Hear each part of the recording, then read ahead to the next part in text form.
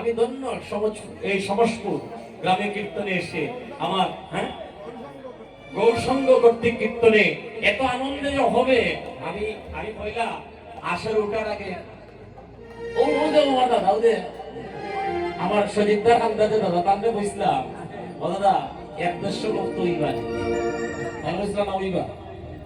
এখন দেখা যায় তার থেকে একটু বেশি হইবে না দেখো সবার মাঝে একটা ঢেউ উঠছে না ঢেউটা কি তার ঢেউ গৌর প্রেমের ঢেউ। হ্যাঁ আচ্ছা এটা মনে এলাম দাদা দাদা ঢেউ উঠছে নি পথগুলো আমাদের মুখস্থ তো মহাজনের পথ পরিবেশন করলে পদম দিয়ে যদি কেউ মহাজনের পথকে পরিবেশন করে তাতেও তার পরম মঙ্গল হয়ে যায়।